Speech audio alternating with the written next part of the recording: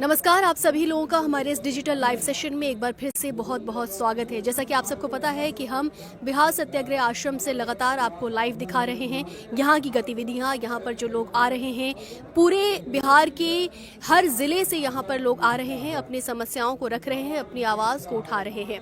बिहार सत्याग्रह आश्रम का मकसद भी यही है।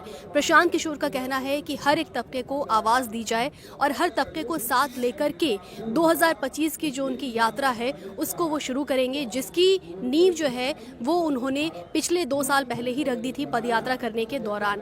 और 2 साल पदयात्रा करने के बाद अब यहाँ पर पटना में एलसीटी घाट के पास मरीन ड्राइव पर यहाँ पे है अंडरपास में लगा हुआ है बिहार सत्याग्रह आश्रम, जहाँ पर लोग आ रहे हैं अपनी अपनी समस्याओं को लेकर। और सत्याग्रह के सिपाही किसको कहते हैं, इन सब के बारे में भी इस लाइव सेशन में हम जानेंगे। प्रशांत किशोर जी, यहाँ पे राजनीतिक प्रशिक्षण की भी बात कही जा रही है कि उनके नेतृत्व में राजनीतिक प्रशिक्षण दिया जा रहा है। तो वो तमाम लोग जो यहाँ पर आ रहे हैं और अपनी बात रख रहे हैं, उनमें से एक हमारे साथ इस वक्त बैठे हैं रामेश्वर यादव जी। क्यों बने हैं सत्याग्रह के सिपाही, क्यों आए हैं बिहार सत्याग्रह आश्रम, और प्रशांत किशोर जी से किस तरीके से वो प्रभावित हैं, क्या उन्हें लगता है कि 2025 में जो नई राजनीतिक जो लहर हमें इस वक्त देखने को मिल रही है वो 2025 की राजनीतिक दिशा बदल देगी, उस पर हम बातचीत करेंगे रामेश्वर यादव जी से। रामेश्वर यादव जी, सबसे पहले आपका बहुत बहुत स्वागत है। आप यहाँ पर सत्याग्रह आश्रम में बैठे हैं, यहाँ पर आए हैं आपको प्रशांत किशोर जी से आप कितने प्रभावित हैं, कैसे लगते हैं आपको प्रशांत किशोर जी? मैम, मेरे हाथ में एक खीर की थाली है और मेरे हिसाब से लेने वाले 4-5 है, मगर थाली किसी एक को ही देनी है। तो ऐसे में एक एक एक एक करके 4 अगर कट जाए तो जो एक बचता है शेष, वो हमारे ख्याल से जनसुराज है और इनके संस्थापक हमारे प्रशांत किशोर जी हैं। तो मैं अगर थाली खीर की ना भी दूं, फिर भी वो थाली, खीर की थाली मेरे लिए किसी काम की नहीं रहेगी, खीर बासी हो जाएगी, कोई खाना नहीं चाहेगा। तो मैं ये चाह रहा हूँ कि अपनी जो खीर की थाली है, बाकी जो लोग इसके पहले थे नंबर पे कि हमें चाहिए खीर की थाली, तो मैं उन सब को देना नहीं चाहता हूँ, चूँकि मेरी थाली है। और मैं जिसे देना चाहूँ, ऑप्शन यही एक बचता है, प्रशांत किशोर जी जनसुराज के सूत्रधार, इन्हीं को मैं खीर की थाली देना चाहता हूँ, जिसका मालिक मैं हूँ, चाहे जिसे दे दूँ। आपके बारे में थोड़ा जानना चाहेंगे रामेश्वर जी कि आप किस उद्देश्य से यहाँ पर आए हैं, आपको क्या लगता है प्रशांत किशोर जी से आपको क्या उम्मीदें हैं? देखिए मैम, कल किसी ने मुझसे प्रश्न किया था कि प्रशांत किशोर जी बदल जाएंगे। बदलना तो संसार की नियति है, कोई नहीं बदलता है, परिस्थितियां बदलती है और उसके अनुरूप लोग बदलते हैं। मैं आपको सुई वाली घड़ी दिखाऊं, इसमें 3 सुइयां हैं और तीनों चल रही है, लेकिन चलती हुई सिर्फ सेकंड की सुई प्रतीत होती है। तो कुछ लोग जल्दी बदल जाते हैं। घड़ी से तात्पर्य मेरा ये है कि घड़ी की सेकंड की सुई के जैसे कुछ लोग जल्दी बदलते हैं। फिर मिनट की सुई है जो इसकी तुलना में थोड़ी देर से बदलती है, 11 से 12 जाने में। फिर सुई है जो काफ़ी देर से बदलती है। कहने का मतलब तीनों के समय में 60 गुने का अंतर पड़ता है बदलने में। तो हमारे प्रशांत किशोर जी बदलेंगे, इस तरह से बदलेंगे। आज गंगा तट पर हैं, कल कोसी तट पर जाएंगे, तो यहाँ वहाँ में फ़र्क यही होगा कि यहाँ गंगा तट पर सत्याग्रह पर बैठे हुए हैं और कोसी तट पर जाएंगे। हम जैसे कोसी पीड़ितों की रक्षा करने, कोसी के प्रकोप से कैसे बचा जा सकता है, इस पर अपनी चिंता को जताते हुए, चिंता को ध्यान में रखते हुए उस पर कौन सी योजना बनाई जाए, क्या नीति बनाई जाए। और नीति में एक खास बात होनी चाहिए, राजनेताओं में नीयत में खोट नहीं होनी चाहिए। नीयत अगर साफ सुथरी हो तो नीति बनाना आसान होता है और कुछ मानव की सेवा की भावना होनी चाहिए, तो जीवन जीना बहुत सहज होता है, जिंदगी बहुत मज़े से कटती है।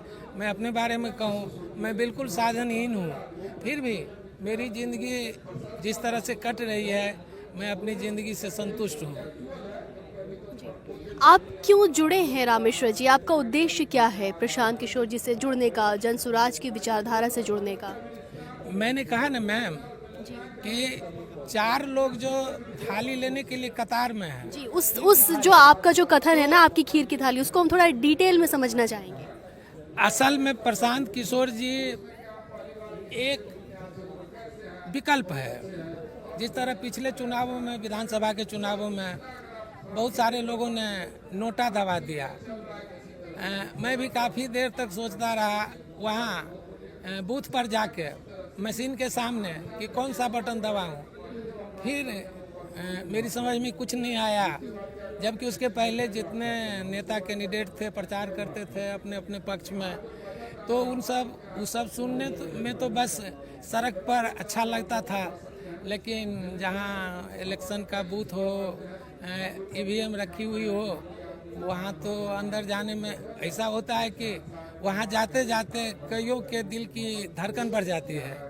और ऐसे में पढ़े लिखे लोग जो सजग हैं, जागरूक हैं, अच्छे बुरे की पहचान है, तो ये सब कुछ मुझ में है। फिर मैंने नोटा का बटन दबा दिया कि इनमें से कोई पसंद नहीं।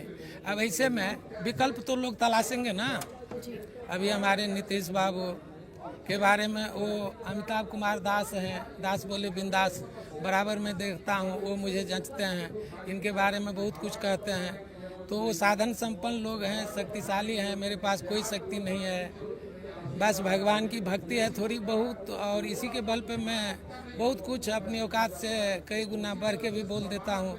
तो मेरे कहने का मतलब ये है कि वो सब के सब एक ही सिक्के के अलग अलग पहलू हैं। आज नीतीश बाबू जेडीयू का बहुमत होता है फिर भी मुख्यमंत्री, बीजेपी का बहुमत होता है फिर भी मुख्यमंत्री, आरजेडी का बहुमत होता है, महागठबंधन का, फिर भी मुख्यमंत्री। जबकि इनको मुख्यमंत्री के रूप में मैं नहीं देखना पसंद करता, क्योंकि शराबबंदी एक सरकार ने जब शराबबंदी की तो शराबबंदी का उद्देश्य अच्छा था, लेकिन कोई भी वरदान जब अपने लीक से हट जाए और उसका प्रतिकूल प्रभाव दिखे तो अभिशाप बनते देर नहीं लगता है। फॉर एग्जाम्पल, अभी ठंड के मौसम में लोग स्वेटर जैकेट पहने हुए हैं मैम, महीना दिन के बाद अगर वो आदमी उसी पे अडिग रहे कि नहीं हम तो पहनते आए हैं, पहनते रहेंगे, तो बताइए उसका खामियाजा उसे खुद भुगतना होगा। तो यही हाल है अभी शराबबंदी का। बहुत बच्चे जो कि उसमें इन्वॉल्व नहीं भी हैं, किसी ने फंसा दिया दुश्मनी के तहत और वो जेल में है, घर में माँ बहनें रो रही हैं और वो जेल में लड़का रो रहा है। बताइए, तो मान के चलिए आपके पास शक्ति है, पावर है, सरकार की शक्ति है, तो सरकार को आप जैसे मोड़ देंगे सरकार मुड़ेगी, क्योंकि आपके हाथ में सत्ता है। लेकिन इस बात का ध्यान रखना होगा सरकार के शीर्ष पर बैठे हुए लोगों को कि कम से कम मानव हित में हो। अगर मानव का हित नहीं है और आप फैसला ले लिया कि हमने जो फैसला लिया बस ले लिया यही सही है, ऐसा नहीं होना चाहिए। मानव कल्याण का थोड़ा ध्यान रखा जाना चाहिए मैम। प्रशांत किशोर जी का कहना है कि जन सुराज समुदाय के हर वर्ग का मंच है, यहाँ पर हर किसी को जगह मिलेगी। तो आपको लगता है कि आपको लालू यादव के कार्यकाल से आप संतुष्ट नहीं हैं, आप भी सत्याग्रह आश्रम में पहुंचे और आप जैसे तमाम लोग हर समुदाय से यहाँ पे पहुंचे हैं?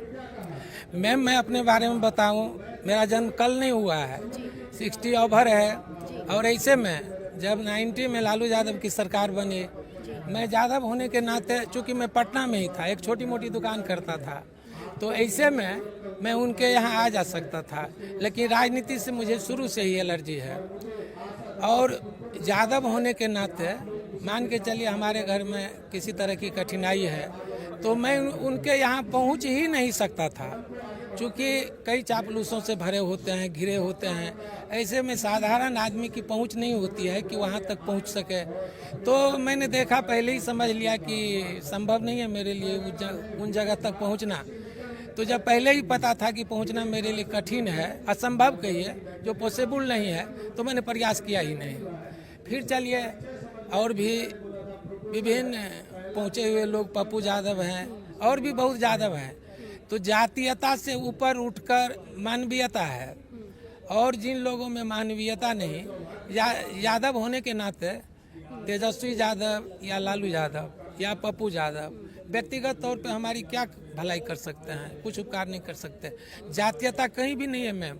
सिर्फ इलेक्शन के समय में मात्र 3 महीने पहले जब नोटिफिकेशन होता है, चहल पहल शुरू हो जाती है कि अब इलेक्शन होगा, तब जातीयता लोगों के दिमाग में कूट कूट भर जाती है। चाहे वो वोटर हो, राजनेता हो, अभ्यर्थी हो या उससे जुड़े हुए जो भी लोग हैं, सब जाति भुनाने लगते हैं। जाति मान के चलिए बैंक चेक है जो ज़रूरत पड़ने पर समय समय पर भुनाया जाता है और उससे लाभ लिया जाता है। चाहे वो वोटर हो या कैंडिडेट हो या बीच के कोई और आदमी हो। बाकी जाति से कोई लेना देना नहीं है। जाति गरीब की हो सकती है, अमीर की हो सकती है। अब कई जगहों पे तो इसे कई ढंग से विश्लेषण किया गया है इसका, लेकिन जाति कहीं नहीं है। अभी देखिए हर किसी के नाम के आगे कुमार लगता है, लड़का हो, अगर लड़की हो तो कुमारी लग जाता है नाम के आगे।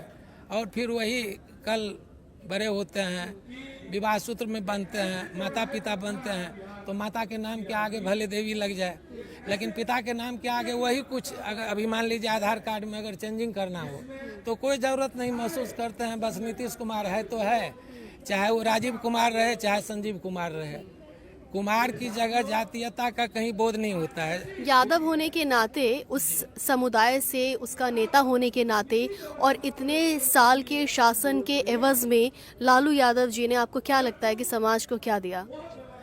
लालू यादव जी 90 में मुख्यमंत्री बने, तो मुख्यमंत्री बनने के बाद जैसा कि मुझे जानकारी मिली, मैं सजग था, बिहार की राजनीति पर मेरी नज़र थी, तो इनके जो ससुराल वाले थे वो भी कोई साधु यादव थे, कोई राय कहलाते थे, तो उनके ससुराल वाले उनसे जुड़ गए राजनीतिक लाभ लेने के लिए, आर्थिक लाभ लेने के लिए। और यादव ही यादव जो उनके आगे पीछे लगे रहते थे, चापलूसी करते थे, उनको तो हल्का फुल्का लाभ मिला जो संभव था। बात बाकी जिनकी पहुंच नहीं थी वहां तक, या जो आम यादव समुदाय, आम जो जनता, आम यादव समुदाय को कोई लाभ नहीं मिला।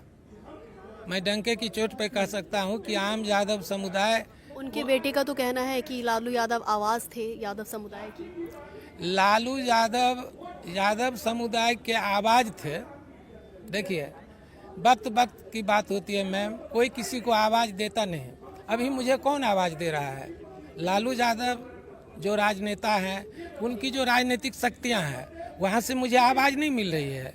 पढ़ाई लिखाई की स्थिति नाजुक थी, लोग पढ़ लिख नहीं रहे थे, खाने के लाले पड़ रहे थे, तो लोग आवाज़ क्या निकालते। मैंने उस दिन कहा था मंच से कि हरियाणा में किसी ने मुझसे कहा कि यार तो लगता ही नहीं बिहारी है। तो मैंने कहा क्यों, बिहारियों को बड़ी बड़ी सींगें होती है?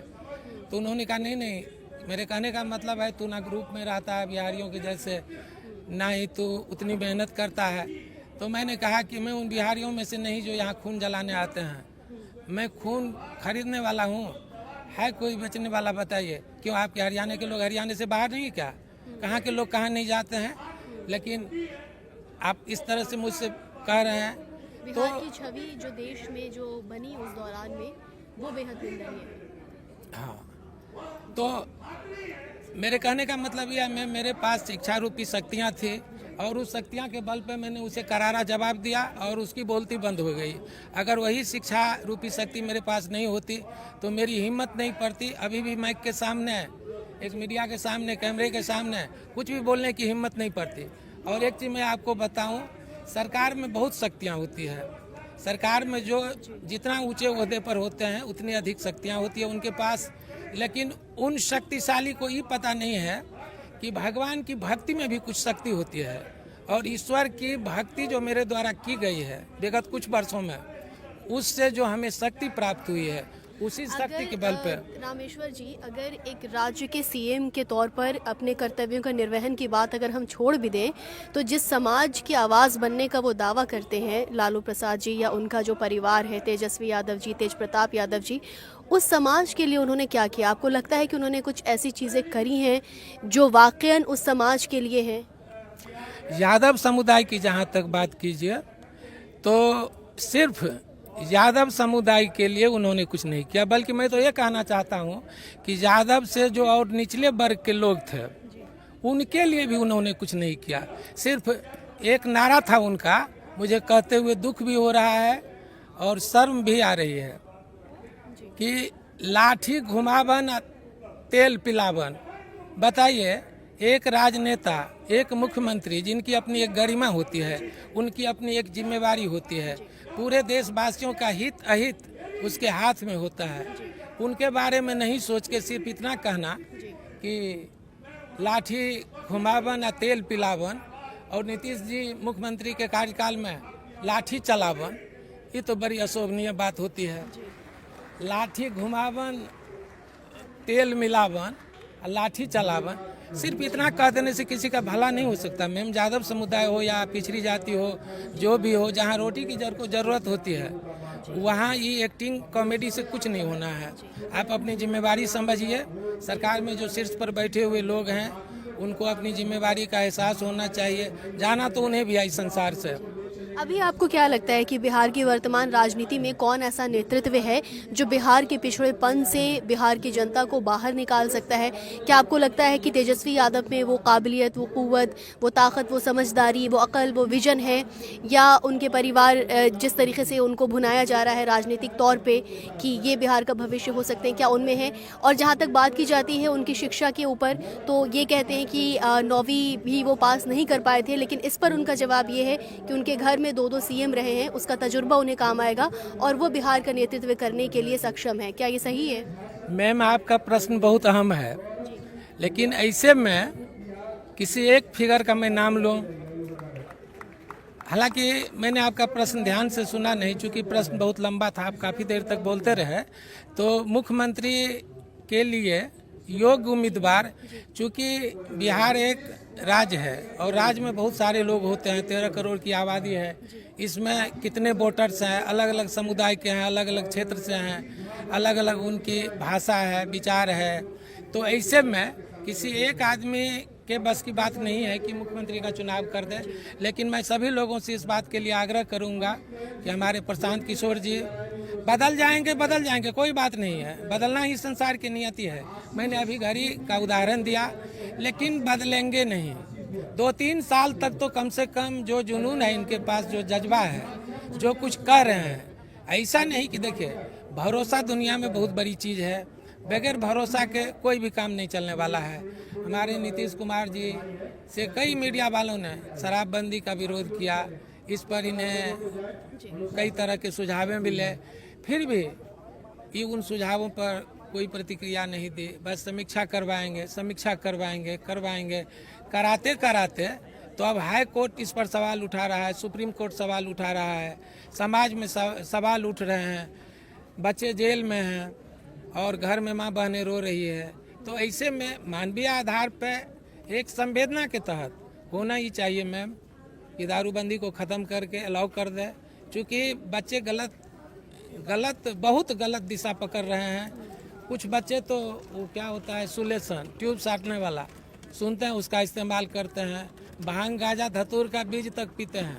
अब बताइए, जिसे नशे की लत लग गई है, वो तो कुछ न कुछ ऑप्शन ढूंढेंगे।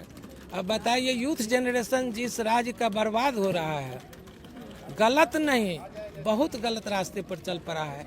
ऐसे में आप क्या कल्पना कर सकते हैं बिहार आगे बढ़ेगा, बिहार पिछड़ा है, ये वो है, इस तरह के आप बस बोलने की बात है।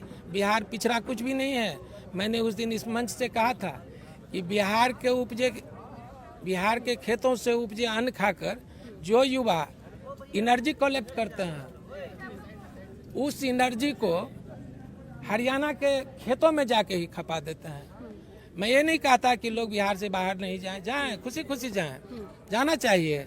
ट्रांसपोर्टिंग सिस्टम ठप नहीं हो गई है, भगवान ना करे कि फिर कोरोना आए और ट्रांसपोर्टिंग सिस्टम ठप हो, जाने के लिए जाए। लेकिन मैंने ये कहा था मैम कि रेल हवाई का टिकट के साथ साथ इज्जत का टिकट लेके जाए, ताकि वहाँ पे उसे इज्जत मिले। अब बिहार में जन्म लेने से पहले ही बिहारी ने कौन सा पाप कर दिया कि बिहार में जन्म लेना ये एक अपराध है, बिहारी कह के दुत्कारा जाता है, अपमानित किया जाता है।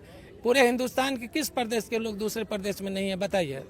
हर जगह के लोग आते जाते हैं, लेकिन बिहारियों का जिस कदर अपमान होता है, इस तरह। और मुझे किसी लगता का है कि अपना नहीं बिहार होता। में रहना या बिहार में जन्म नहीं, लेना नहीं, कोई वो नहीं है, मगर जिस तरीके से यहाँ की व्यवस्था ने लोगों को पीछे कर दिया वो इसका एक बड़ा कारण है कि बिहारियों को या बिहार के रहने वाले लोगों को बिहार से बाहर जाकर के असम्मानित असम्मान है और एक तरीके का कहे कि हे दृष्टि से उन्हें देखा गया। मैं ये कह रहा था मैम कि जब खेत में ही काम करना है तो क्यों बिहार के अपने खेत नहीं है? बिहार में भी तो खेत है। व्यवस्था हाँ, नहीं होनी चाहिए। हाँ, जो लोग इंजीनियरिंग करने जाते हैं, डॉक्टर बन के जाते हैं, हाई लेवल का पोस्ट लेके जाते हैं, इज्जत की डिग्री लेके जाते हैं, वो इज्जत का टिकट वही है, इज्जत की डिग्री। लेकिन जब हमें यहाँ भी खेत में ही काम करना है और वहाँ भी जाकर खेत में ही काम करना है तो क्यों नहीं अपने खेत में काम करें? यहाँ भी ऐसा भी तो नहीं है कि वहाँ की मिट्टी में सोना है, यहाँ की मिट्टी में कंकर है। जब खेत में ही काम करना है तो हम यहाँ क्यों नहीं करें कि वहाँ जाके करें? मेरे कहने का मतलब ये है, पलायन से तात्पर्य ये नहीं है कि लोगों का आना जाना बंद हो जाए। कोई भी मुख्यमंत्री बनेगा, सरकार बनेगी किसी की, तो ट्रांसपोर्टिंग सिस्टम ठप नहीं कर देगा, क्योंकि अपना भी तो नुकसान है। ठीक है आना जाना, लेकिन खेत में जो हम काम करने वाले मजदूर हैं तो हम चाहते हैं अपने खेत अगर नहीं हो तो औरों के खेत में काम करें। जब हमारे पास अपने खेत हैं फिर दूसरों के खेत में हम काम क्यों करें? परिवार के मुखिया को सोचना चाहिए कि जब भाई हमारे अपने खेत हैं और जिनके खेत में हम अपने बच्चों को भेज रहे हैं उनके पास मुझसे कम खेत है तो अपनी मर्यादा होती है, अपनी प्रतिष्ठा का ध्यान रखते हुए अपने खेत में ही अपने बच्चों को लगाएं। उससे इस वक्त जो लोग हमें लाइव स्ट्रीम के जरिए देख रहे हैं और जो हमें सुन रहे हैं, रामेश्वर यादव जी को सुन रहे हैं, अगर मैं कहूं कि आप अगर बिहार की जनता को कोई संदेश देना चाहें, कुछ कहना चाहें, उन्हें जागरूक करने के लिए, अवेयर करने के लिए कुछ कहना चाहें? देखिए, कहने के लिए मैम छोटा मुँह बड़ी बात कुछ भी कहते हैं लोग।